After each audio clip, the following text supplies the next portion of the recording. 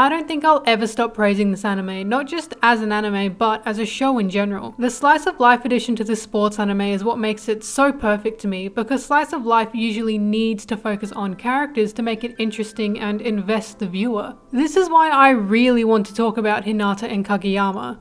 Again, there is such a beauty to Haikyuu's character writing and character design and just characters in general. I always say the best way to determine whether a character design is good or not is to be able to understand who they are and what their personality is by just looking at them alone. Look at this image of Hinata. You know almost everything about Hinata from this alone. Now look at this image of Kageyama, and it's the same thing. You know everything about him. But now I'm going to do something amazing. Ready? Watch this.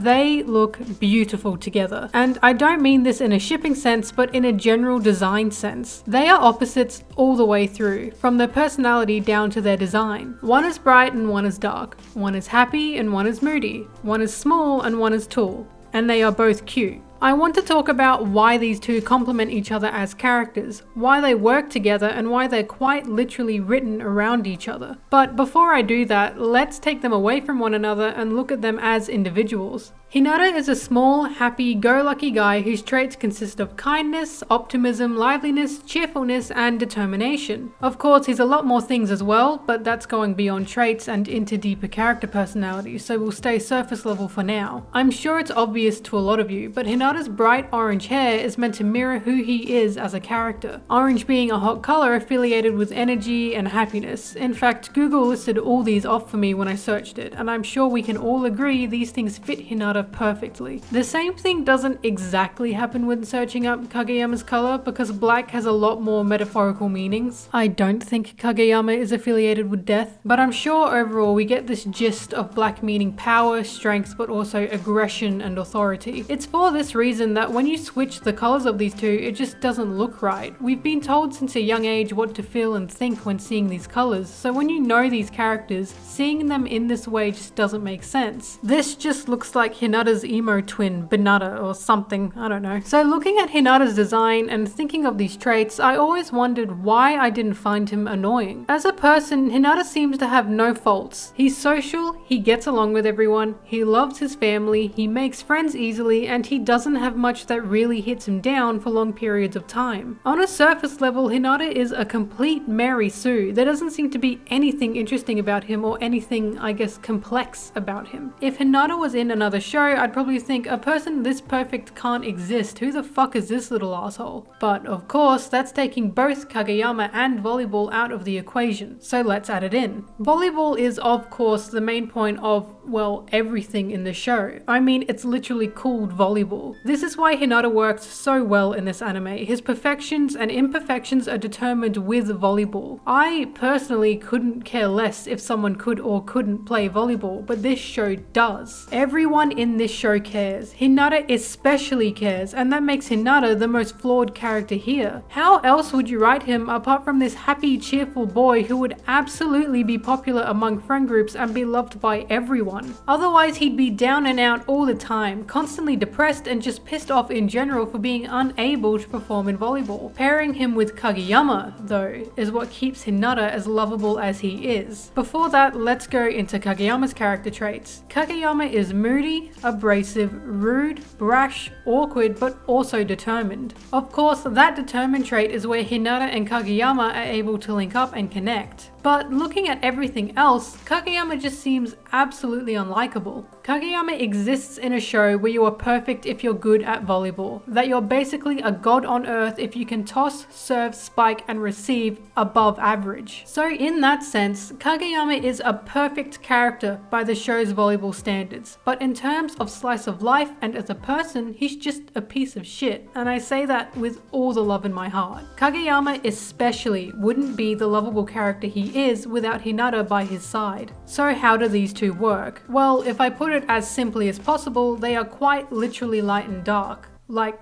quite literally. So in that sense, just think about it. You spend too long staring at the sun and you're going to burn your eyes out. You spend too long in the dark and you get tired and depressed. They complement each other in a sense that one without the other would just be this standalone annoying character viewers could very easily dislike.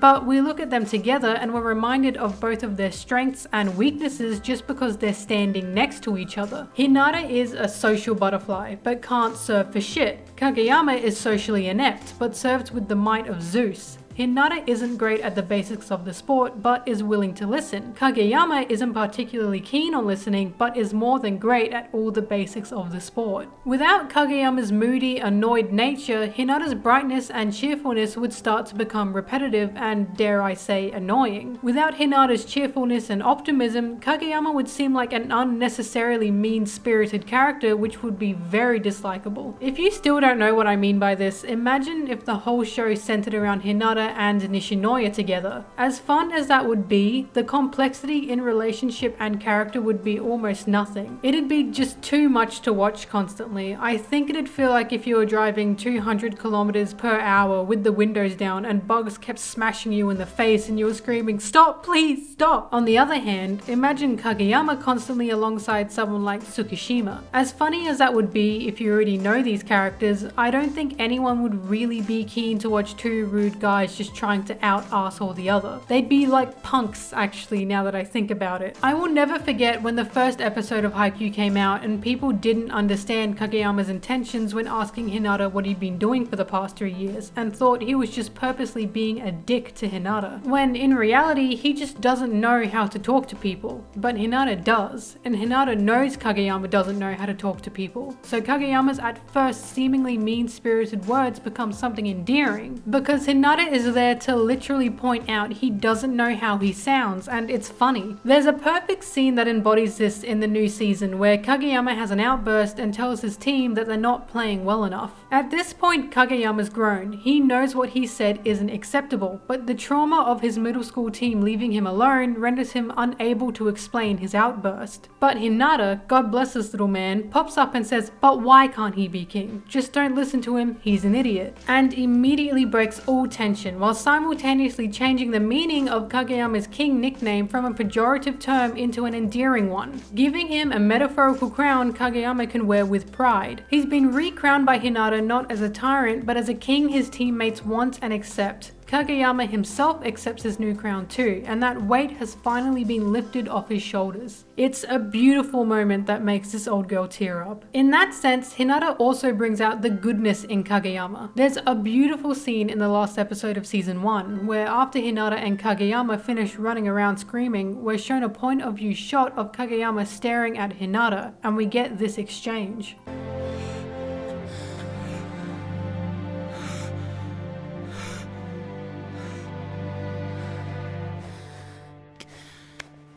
勝ちって俺はもう謝んねえ。謝んなきゃいけないようなトスはあげねえ。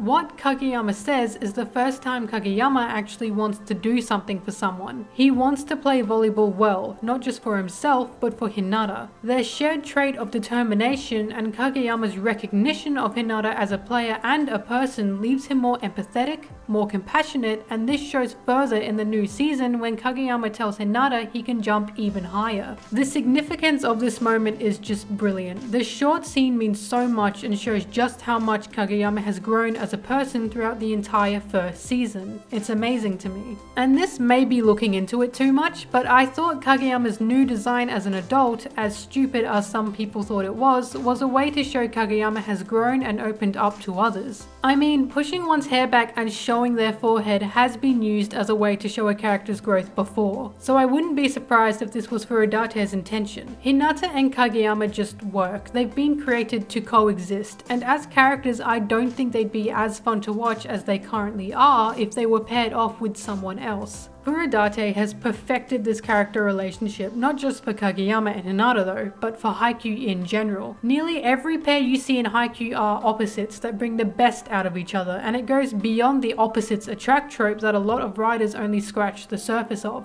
It's not just one character exists and they happen to exist with a second character, it's these characters were written together. To me it feels as if they were written at the same time, and as a result it feels like seeing Hinata without Kageyama just doesn't feel right. Like I said, they exist to complement each other. They were written around each other, and it's such a beautiful way of writing characters to me that I can't help but admire it. Thanks for watching yet another video of mine on Kageyama and Hinata. In my previous one I addressed their relationship on court, and I thought it was only necessary to talk about how their characters were written in general. For anyone wondering, yes, I do ship Kagehina, but these videos aren't meant to be a ship piece. Take it as that if you want, but know I'm simply looking at them subjectively from a writer's perspective. Everyone make sure to watch Haikyuu, which is available on Crunchyroll and illegal anime sites I will definitely not name.